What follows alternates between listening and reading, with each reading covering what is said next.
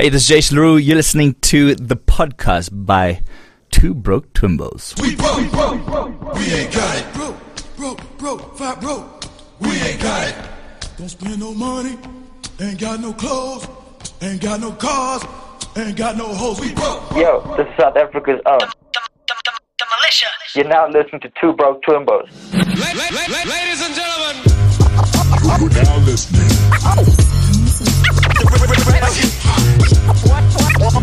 Real son. We broke. Check it out, Two Broke Twimbos is back again. Welcome to it. My name is Denny That Guy, aka Denias, aka the only guy, aka your girlfriend probably pities me. She does. Aka Dan More, or when you'll get my body weight, more like Dan Less. I'm here with Phil, as per usual, as Two Broke Twimbos. We're broke as a collective pair. That's right. It's me, Phil Chad, aka Flame Floss the Big Boss, baby, aka Pizza P, aka Shamari Tengero Drink. And we're here with a special guest. Because he's white. That's racist. But no, you could say he's the head honcho of Zimbabwe's EDM scene. You could say that. Yeah, his name's But Jason am I LeRoux. white? Like, are you sure? Because like if you do this and you just rub, And then it goes darker. it starts coming off. Okay. Alright. He could have a skin deformation, But not like nasty skin, like it's, not like vitiligo or something like that. no, like it's a cool one. You guys, what if there's someone with that right now listening, right? Anyway, check it out. We're back with a new episode. We're going to be talking See, to... my phone's ringing. I'm not even gonna answer it. That's how in this I am. So, We respect that. someone you owe I also money, need isn't an it? AKA. Jason LeRoux, AKA JAKA something.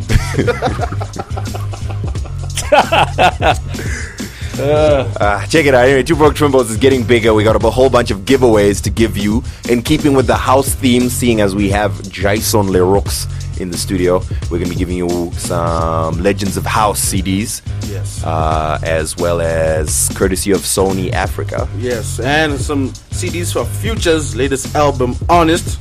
So listen up. The giveaway question is, what is the name of Jason LeRoux's Sunday event?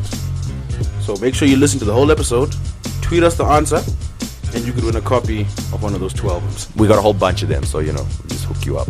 I know. I know the answer. Alright, man, so let's get into it. I mean... Jason, thanks for coming through, bruv. Thanks for having me, guys. Yo, Cool. welcome. Two Broke Twimbos. Alright, man, so Jason LeRoux, you're Yes. a DJ. Anything else? I'm a musician first. Oh, word? Yes, I'm a musician. The violin? Piano, since age 5. Snap. Yeah. I didn't know that. Yes, classically trained. So I don't like to really refer to myself as a DJ first. It's kind of like... Pianist. Yeah, I'm a musician. First. Producer, DJ. Yeah. Founder of HC Media, as people know it, as Hidden Culture. Dope. Yes.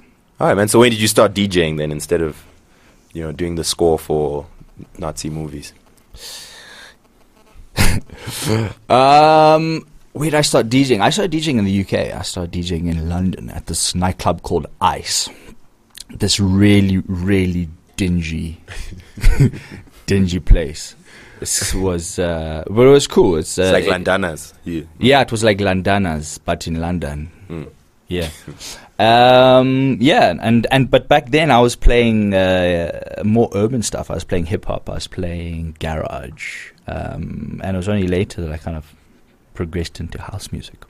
Well, it's not that far a jump. If you think about it, garage music is right next door to house music. It is like it's like There's a hip joke hop. in there somewhere. Yeah, it's like I was playing hip hop. I was playing garage. I was playing ska. I was playing a lot of ska. And then I kind of got bored of hip hop and its connotations. Oh yeah, no, I get it as well. Yeah. Because music is a lifestyle. You kind of you live and breathe the lifestyle of whatever music you're listening to, And house music is it's all about love. It's repetitive, but it's a good message. When it comes to hip hop, I don't want to generalize, but when it comes to hip hop, there's not the messages aren't that great. Let's be honest. I have to be honest. Are you saying you don't agree with bees, blunts, 40s, spinning rims, drugs? I believe in a motto of what you see is what you get. I like that. Okay. Personally, my reason for preferring EDM to hip hop is The girls. Oh, no, okay. that wouldn't- Easy to remember lyrics? That's what I was going to say. Whenever I print out my lyrics pages, I save much more paper when I'm using. That is true. When Yeah. I'm printing out EDM lyrics pages. It's like doots, doots, doots, repeat. Wop, wop, wop, wop, wop. Yeah, all right, man. So you moved into like what year are we talking? Oh, man. This is like 2000, 99, 2000, 98, 2000, 2001, somewhere around there. So you grew up in UK? I finished, I was at PE for 2 years here. And, Take us! My condolences. yes. That was a good school. It is a good school. It's still a good school, right? Great. Well, I mean, Isn't it? It was when I was there. And then it all went downhill after the teachers met Dan. But yeah, I spent a lot of time in the UK, in London. So I had life there. Yeah, man. But I guess everywhere is hard if you don't have money. Look who I'm talking to. Look who I'm talking to. Yeah. But yeah, I mean, it was a kind of good basis. All right. And yeah, it taught me a lot. And yeah, that's why I kind of got into DJing.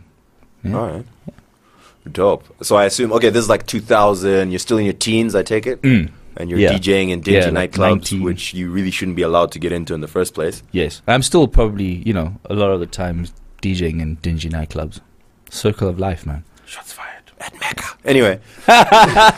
No, Mecca's cool. You know what? Actually, like the worst places I've ever played at haven't been in Zimbabwe. Hands down, like by a long way. Surprising. Clearly, you haven't DJ'd at Kuwait. It's a place I know. It's named after its smell. Urine. Go on. So anyway, let's list the top 3 worst places you DJ'd at. Top 3. Yeah. Oh man, I can't name the top 3, but I'll tell you one place. There's this place in Grahamstown, right? I don't know if it still exists. Rhodes University. No, it was this place. I think it was called Super Sport Bar or something. Like, man, it was. I just. That was bad. That was by far the worst. From the Utter equipment. despair on his face. Yeah, from the equipment to the crowd to the management, just everything. It was just like all pear-shaped. It was just terrible. To the music, to the DJ. Yeah. When did you move to Zim, though, back from the UK? From the UK, I kind of moved back from the UK back here, and I kind of went to South Africa, and I kind of bounced in between the two doing gigs. But I mean, I came back to Zim. I remember coming back here for a gig in 2009, and I think is that when the elections were? There was like some like 1 year afterwards. Yeah, the elections were 2008. You 2008. patriotic person, you. But I think they're still counting in 2009, aren't they? I just remember, I don't know, it might have been 2008. I just remember there was elections happening, and things were like, pretty dire. Yeah. And we'd heard all the stories. I came back here, and I don't know what it was, but I kind of looked around and I thought, like, I need to come back here. I need this place needs some love, I saw some opportunities, of course, but I figured, like, shit, if it's not me, then who's it gonna be, Yeah. So and I kind of moved back here and love it, man. It's awesome. I love being here. Were there any established EDM DJs then?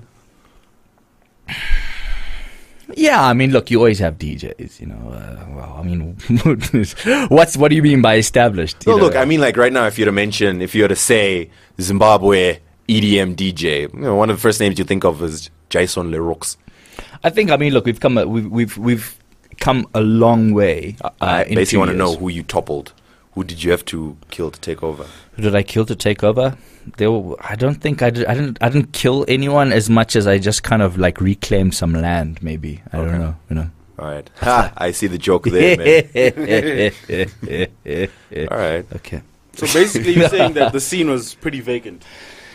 Yeah, there was. You know what? I mean, long story short, when things went bad here, like, you know, we kind of lost a lot of DJs. We lost a lot of radio DJs. We lost a lot of content on radio, and the only thing that was getting played in terms of with regards to electronic music was, you know, the odd song on MTV maybe.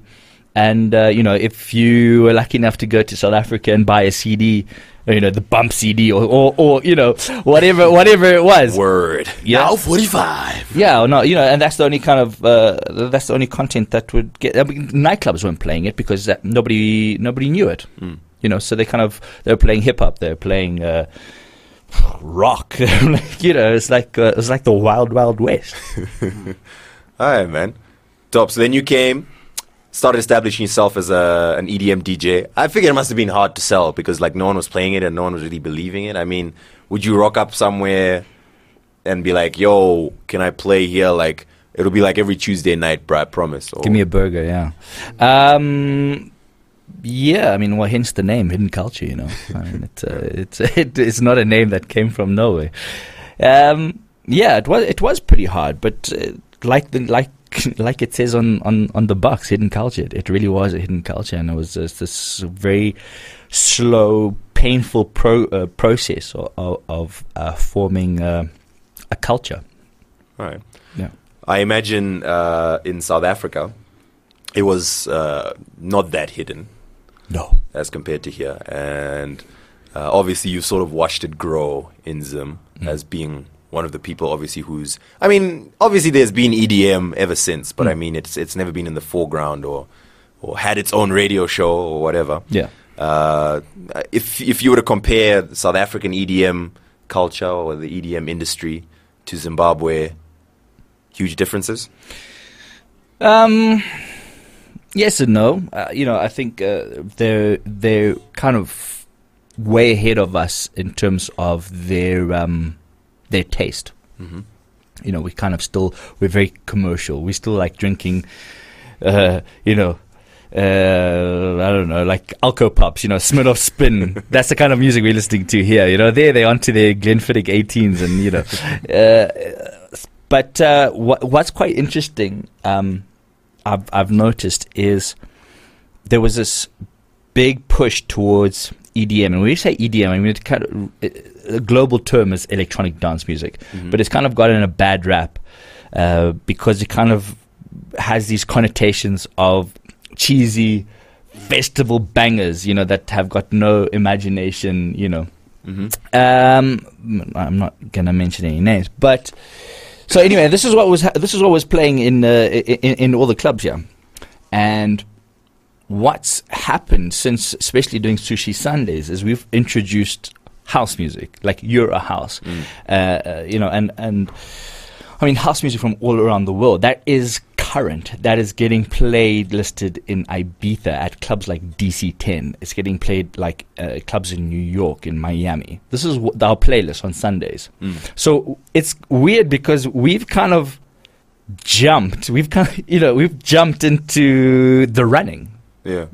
So we've gone from being nobody in Africa to being probably in the top 3 house music consumers in Africa in the last year or 2.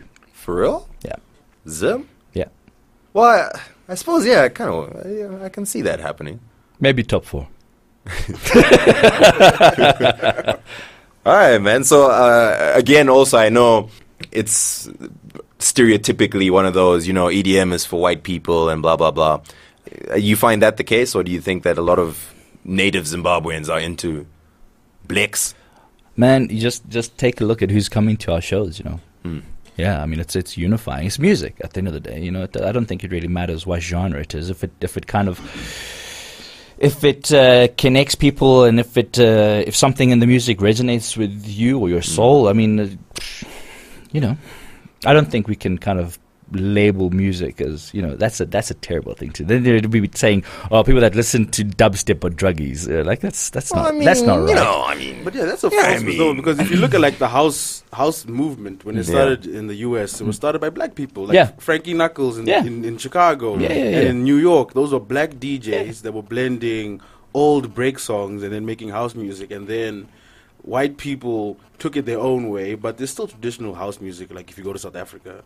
But it's still very same. It's still 125 beats per minute. I mean, there's so many subgenres, man. There's so many different subgenres of house and electronic music. It's insane. It's a huge industry. It's massive. Yeah, I bet it actually is. So, like, looking at your biggest gig that you've done, say in Zim, which is the biggest one? Well, I mean, the biggest electronic music festival was Neverland. I mean, like, shameless self-plugging, I have to say. I mean, I don't know what you want me to say. That was by far the biggest, you know. What I'm trying to get to Zimbabwe. is like a typical house gig that you would go to in Zim. How many people would you expect, and what's the largest, which would kind of tell you in terms of the potential of how big it could grow. So Neverland, how many people at Neverland? About 5,000. That's huge. Yeah. Okay, let's use Sundays as an example. Yeah. Okay, Sundays kind of traditionally known in Harare as like a, you know, a little sleepy day. It's like a sleepy old Harare Sunday. Maybe go flea market, buy some DVDs, go home. You know, you might have a meal out. I don't know. You know, budget depending. Who knows? So we started our Sunday gigs almost a year ago. The first week we advertised it. It was relatively full. People came, they kind of ate, they hung out for a couple of hours and they left. The weekend after that, it was dead. And I was thinking to myself, oh snap, what have we done? But let's fast forward, you know, to now. You know, we're doing our supersize Sundays. And we had to close the doors the other day. We had it was in excess of 1,500 people there on a Sunday. If you've been to Mecca, you know that 1,500 people in Mecca is prime hunting ground for two broke Twimbos to go and beg for $1. One from each person. Forcibly or unforcibly. Anyway, all right, that's cool, man. All right, let's talk about Neverland, though. Yes. Let's. Shout out to Neverland. That's the first event we did a review for. That is the first event. Oh, yeah? Yes. The first event we snuck into collectively for free. It was the first post on Two Broke Twimbos. That's true. Oh, yeah? Yeah, the first gallery we have, all of that. Man, good times. Good times. You had a good time? That was beggar, dope. Yeah? Beggar, yeah. It was dope. You It was You dope. score some free food? I've got a picture of you eating a burger. It's like, it's like... Yeah, it was first meal I'd had in days. Anyway, so yeah, you organize this festival. I mean, it's obviously loosely based on international dance festivals. Yeah, well, I mean, it's a electronic dance music festival. You know, it's I'm just saying. I mean, same format. Other genres don't really have that kind of festival. You know what I mean? No, not really. No, they don't. Well, I mean, they have concerts, you know, and it's a bit different. There's things like Glastonbury. There's Tea in the Park. There's a lot of things like that happen. South Africa has Pop Bottles, and there's the Homecoming. There's a few things, but I think it was unique to Zimbabwe because that was the first major, what you could say, international EDM festival. Yeah, it was. It was the first international EDM festival. Man, Neverland. It's so many people ask you about it. So many people want to know about it. People want to know about this year. They want to know. You know, we keep it very very secretive. As you've seen, our marketing strategy for the event is quite unique in how we do it. But Neverland last year, it had so many layers for me. You know, it was an emotional it was an emotional thing. It was 2 years of hard work putting things together, and something you guys can relate to. You know, calling in favors from international guys that I'd worked with like 5 years previously. Like, hey, remember me? But everybody involved, you know, it was amazing. It was amazing. The response was amazing from people. Very proud to have done it. I mean, to pull it off. I'm not when I say proud, I don't mean like, hey, look at me, look what I did. I'm like, hey, look what we did. Look at the support that we got for it. Look what Zimbabwe did. That's what I mean. Yeah. He's tearing up in the studio. Yeah, no, dude, I mean, I know a lot of people were mad impressed, that you have international, DJs, like, well-known. People with 20,000 followers and more on Twitter, you know what I mean? It's like... People with 33 million hits on YouTube. That kind of thing, man. Yeah, That's huge. You actually had 12 DJs, yeah? We had 12 DJs. 12 hours, 12 DJs. An hour set each. Yeah, 1 hour. It was dope. It was crazy. Yeah. I mean... it was a relatively wet day. People were out in the mud and the rain and just having a great time. It was dope, man. They bought their tickets. Yeah, they're like, I am going. Come rain or shine. This year we're thinking about doing some hidden culture like gumboots branded. We're gonna sell them. Dope. Yeah. Aye, man. So what went into organizing that event? A lot. A lot. Let's put it this way: there's people that have been organizing events for years, and this was the first Neverland, and it was better than a lot of other stuff that's been. Well, look, I mean, I've been doing events for a long time. I come from a background that is, entertainment based, hospitality industry. So, and I've been doing events for a long time. Hidden Culture has been in existence since 2005. We've done a lot of things. So, Hidden Culture in terms of event organizing, it just kind of came from just pulling from experience, and multiplying. Look, it's not. It wasn't without its glitches and issues, but it will. All those kind of things will be ironed out this year and the following years. I know you said you keep it secretive and stuff, so obviously you can't give too much detail. But I can tell you that this year we've released the dates, so it will be 19th and 20th of December. 19 and 20 December, Neverland, Zimbabwe. So we're obviously increasing the amount of time. So it's now become a 2-day festival. Boom.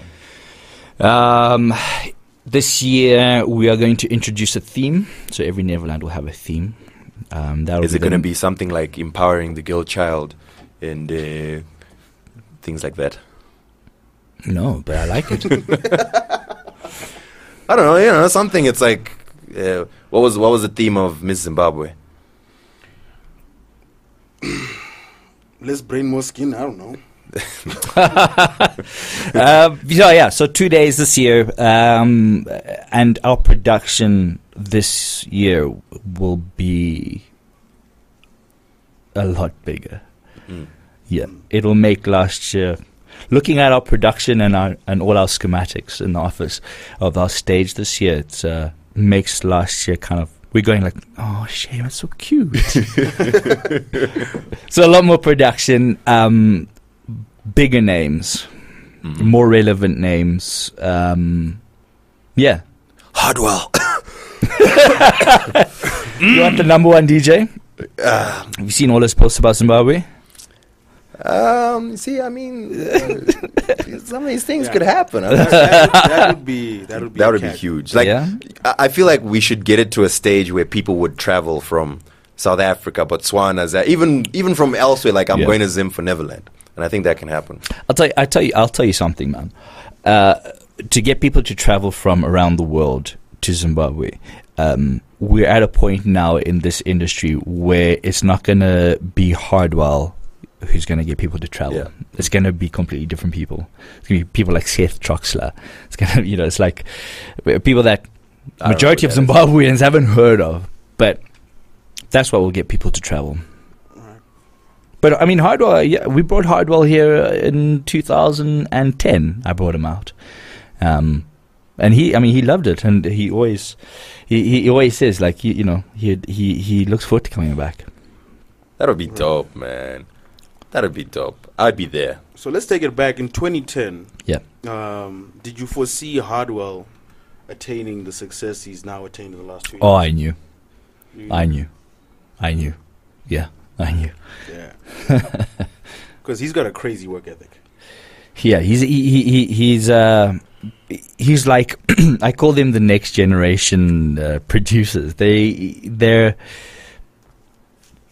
like computer geniuses. They're geeks. They're computer geeks. You know, he'll sit and talk to you, and he'll just be like on his phone like this whole time, like this.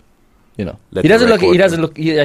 He's like on. He's on Twitter. He's on SoundCloud. He's like seeing what people are saying about him on YouTube. Like, you know, he's being well, he is now the number one in the world, but he was being groomed to be that. That is what he was groomed to be, like that. Don't get it twisted. Like, oh, he's just super talented. He is insanely talented as far as a DJ goes. He really is, but he is being groomed to be that. All right, man. So when you started EDM, did you ever foresee it becoming the juggernaut it has just become? Like, I think Tomorrowland was last week, and they were getting 100,000 people a day. No, I don't think anybody did. I don't think even the festivals did. You know, I don't think Tomorrowland did. Tomorrowland started by two brothers. You know, they're like, hey, let's have a party this weekend in the park. You know, no, I mean, I think America has contributed a lot to the EDM scene, and the reason is because, quite simply, you know, events like Ultra, they have an under 18 policy, right? So if you go back a few years, people going to nightclubs were 21 and above. Mm-hmm. In the States. It's the majority of the States, right? Actually, you have to be 21. Allegedly. Yeah. So when these festivals started happening and more people started catching on to it, they realized, oh, I can be 18, 19, 20 and go with my friends to these big concerts. They had no idea who was playing. They had no idea who's Hardwell, no idea who's Avicii, no idea. You know. But as it started to grow, this pop culture started to change. I mean, it was this culture, and it had this huge growth, and it started getting popular. The music started getting recognized. Songs started getting airplay with the likes of David Guetta incorporating, you know, like urban acts into his music. The likes of Avicii making, you know, like, you know, the easy listening songs that kind of seamlessly cross genres. You know, the Smirnoff spins of EDM. Exactly. Well done. I'm mentally high-fiving you. Well done, Casta. So I try. So yeah, I mean, and that's what happened. You know, it's become this huge pop culture, and it's changing as we speak. You know, it's not going to be like that forever. You know, I guess the it's something- sound's changing already. Yeah. Listen to what I'm playing on my radio show now compared to what I was playing a year ago. Hidden Culture on ZFM Stereo from the hour of 9 p.m. till 12 p.m. on a Saturday. Anyway. Nice. Yo, I know. Thanks. Is he paying you for that? I was hoping, maybe. I don't know, something. I'll give you a burger at Neverland this year All right. with fries. I was going to say, I've never really thought about it. Because, you know, like it's something it's very apparent in hip hop, for example. You got the very popular hip hop artists, which everyone loves, but real hip hop heads are like, come on, that's not real hip hop. They're just, you know, they're talking, and they like their old schools, their Nas's and their lyricists and their Pharaoh Monches and whatnot. And you got the same in dancehall. You got people who the popular songs, you got the songs that are club bangers and whatever, and the real dancehall heads. They look down on that kind of stuff. And I really thought about it as well with EDM, that, you know, you've got the commercial stuff and whatnot. Yeah, it's exactly the same. It's exactly the same. And I mean, you know, pop culture history is shown it moves, and it moves really, really fast. So the more you keep listening to the likes of David Guetta and Avicii and Tiestos and Hardwell, and I mean, nothing against them. They amazing, and they're at the top of the game, and they're at the top of the food chain, and they're there for a reason, because they are good. But the more you listen to them and you start getting introduced to subgenres and different people, your taste naturally starts to progress. Glenfiddich. 18. Boom. All right, check it out. Jason LeRoux also said he's a producer, so he makes music. I do make music. Let's give an example. We broke.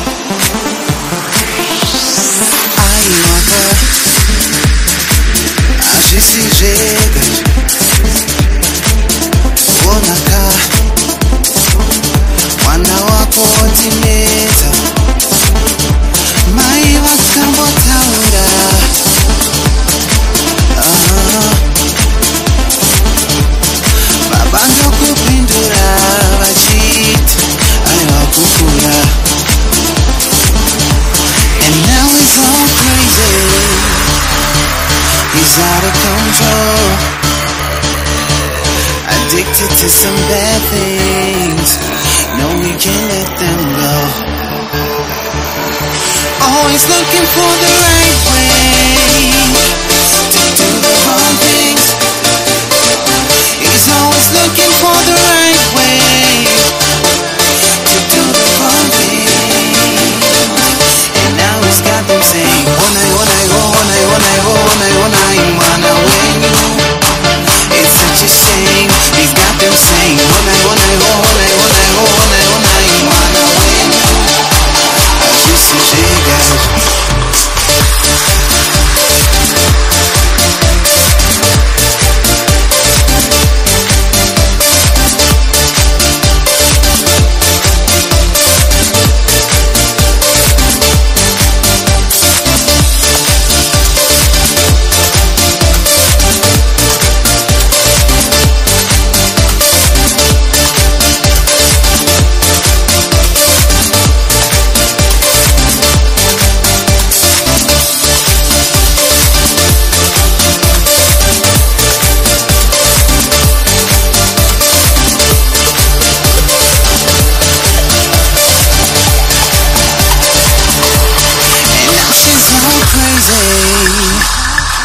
She's out of control, addicted to some bad things. No, she won't let them go.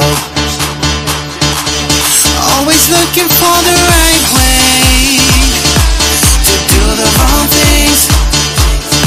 She's always looking for the right way to do the wrong things.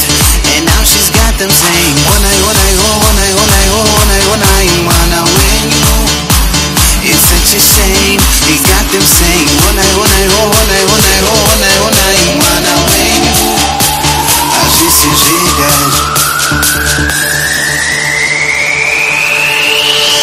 When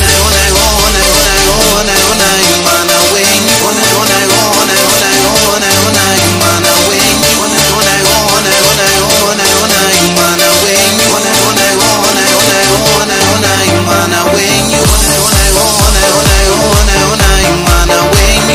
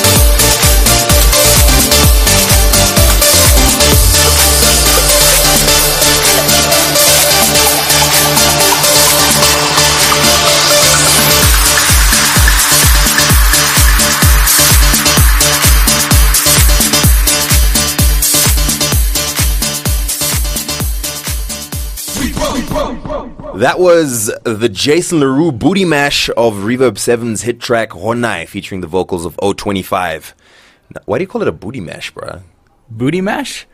Do we want to know? I don't know. Like, what were you doing when you did the music? So I was talking to a friend of mine, and I was saying the next one I'm gonna start a series called the Pum Pum Mash.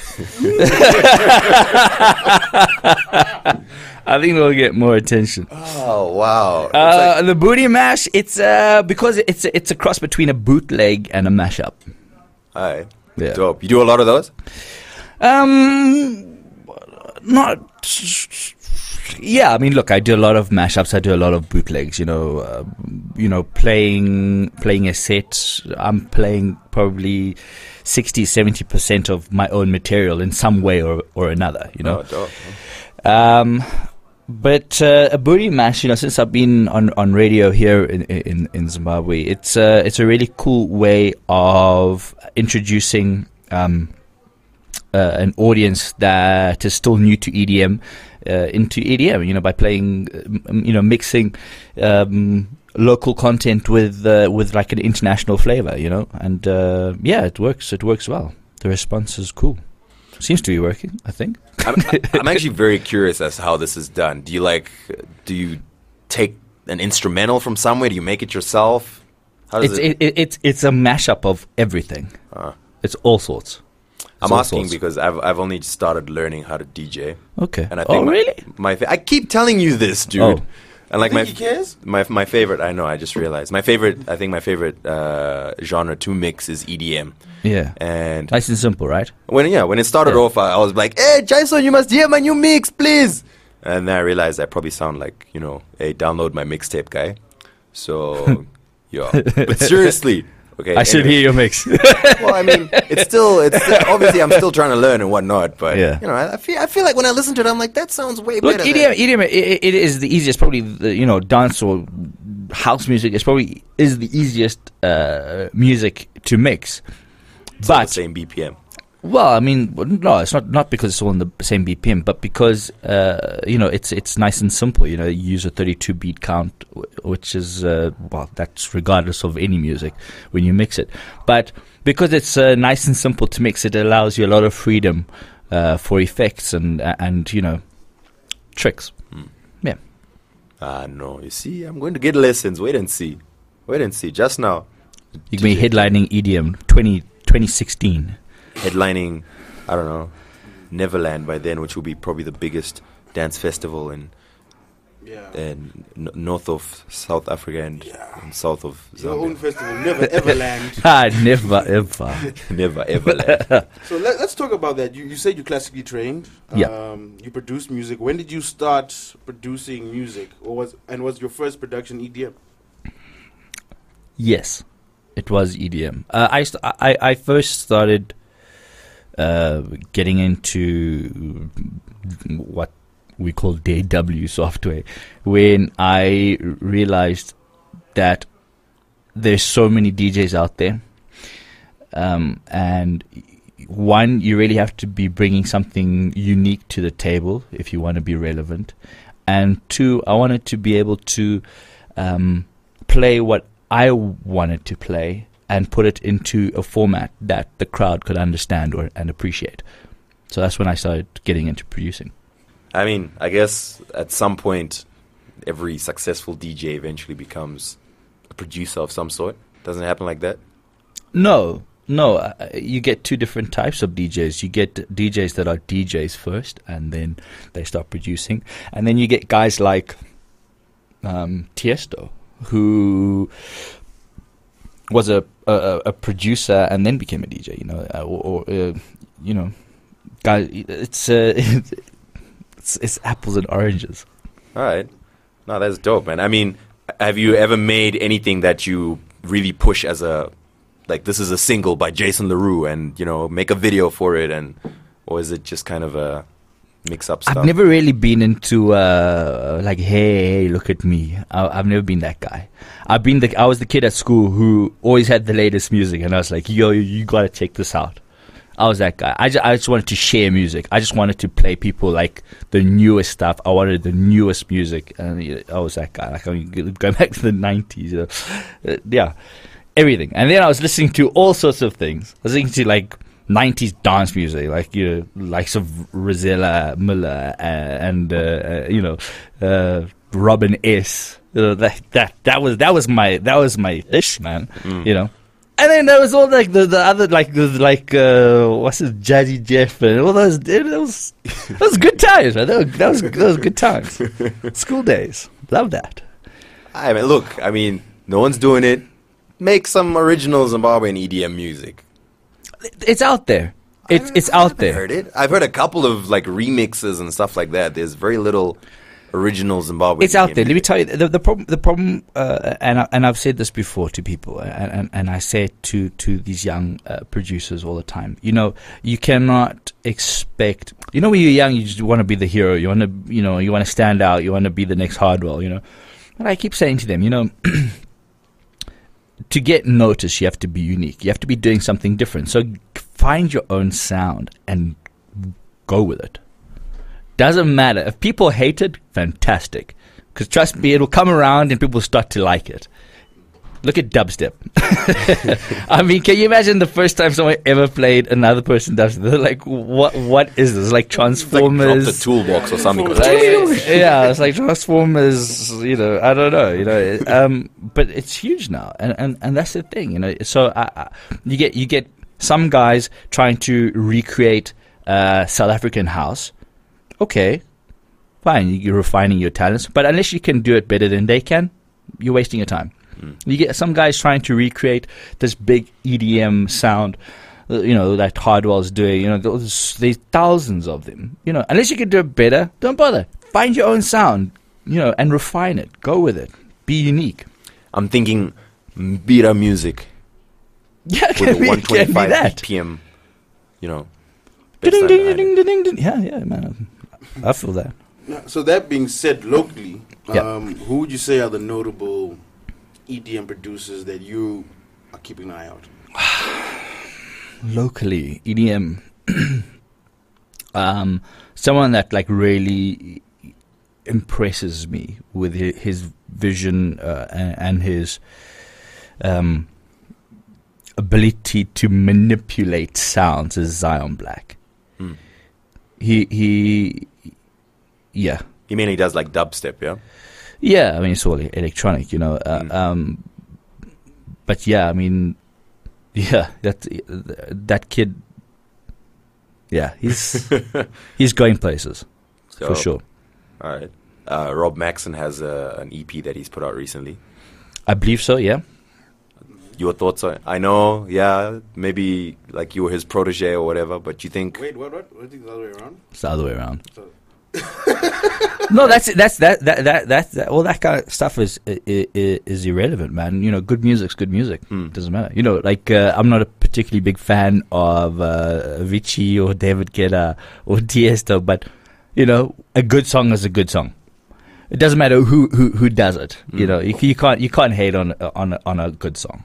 So, but yeah, I believe he's got an EP. He shows me a lot of his stuff. And he's a good example of growth in the industry, and of growth as an artist. His sound has come a long way in the past few years. Yeah, that's true. I think he had like 2 songs on his album, if I'm not mistaken.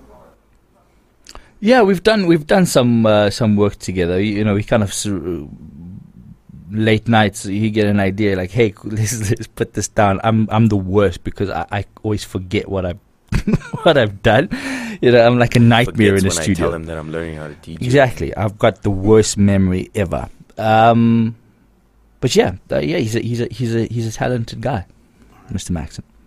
So, would you say that as it stands, the Zim EDM scene is still very young, still a burgeoning scene, but it has a lot of potential? Yeah. We're almost there. Okay. Definitely. Dope.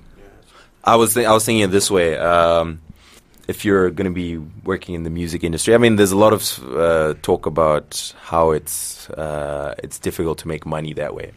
You make money from music, right? I Me? assume, yeah.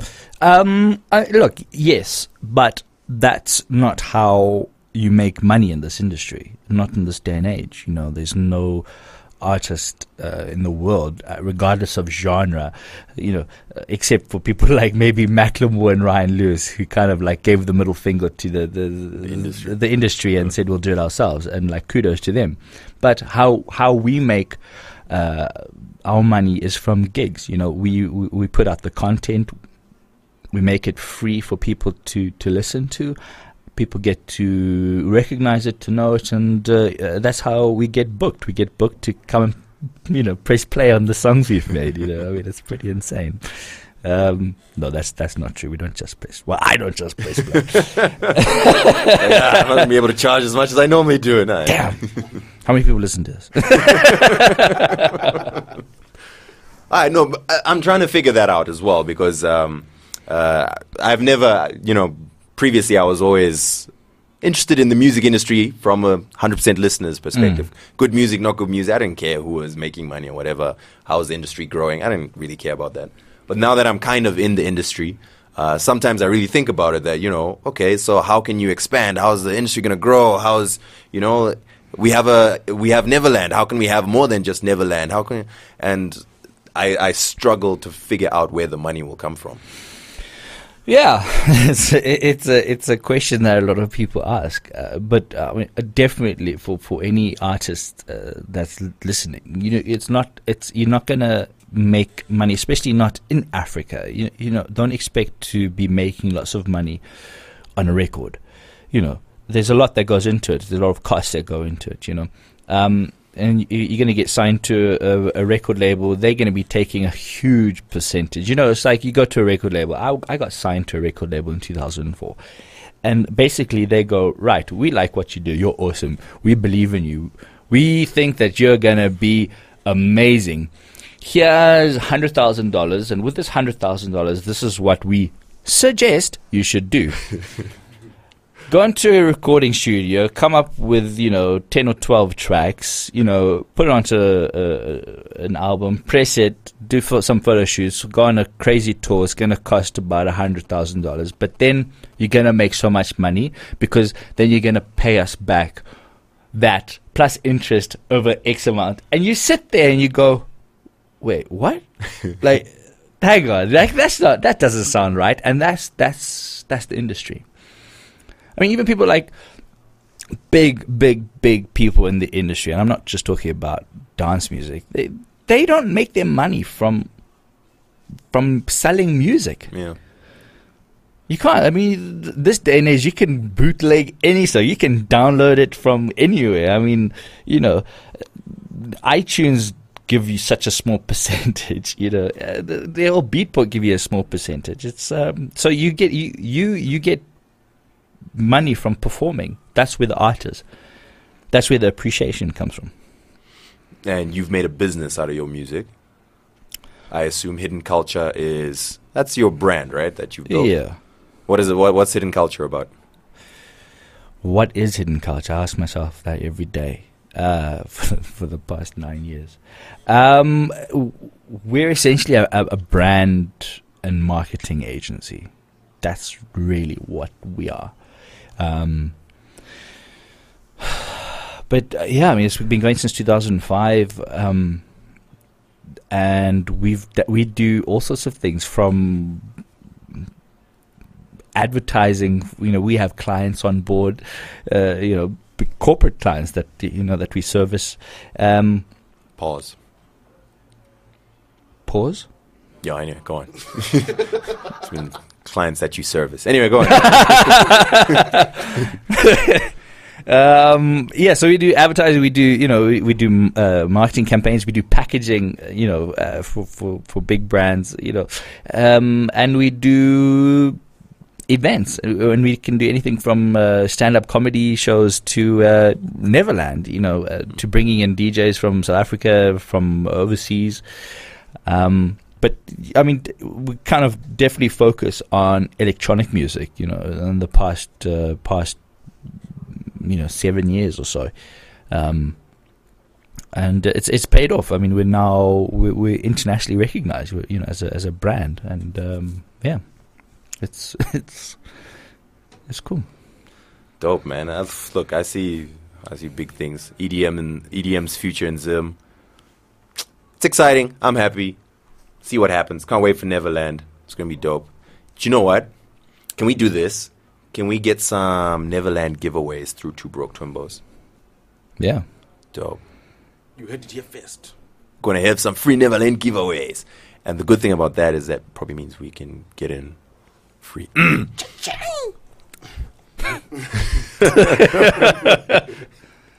I got myself into. Listen, man. Thanks for coming through. Thank sharing you. your insights.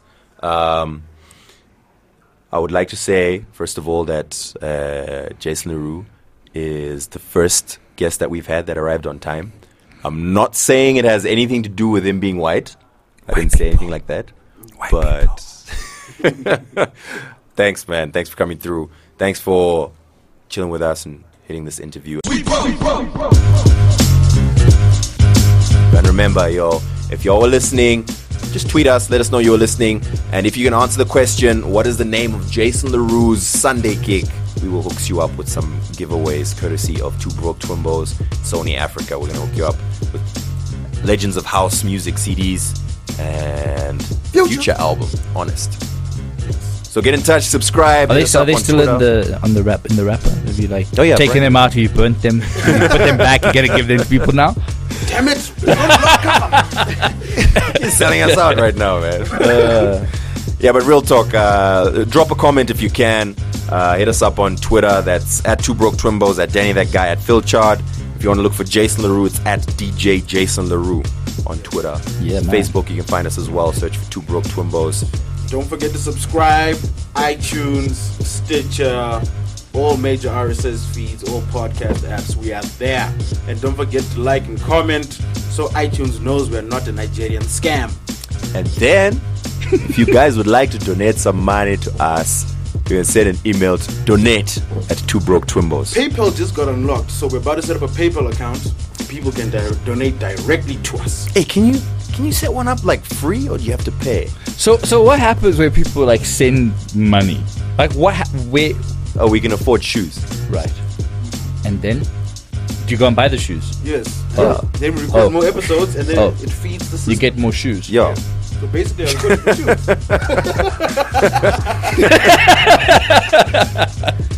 Yeah. Anyway, this is Two Broke Twimbos. We out of here.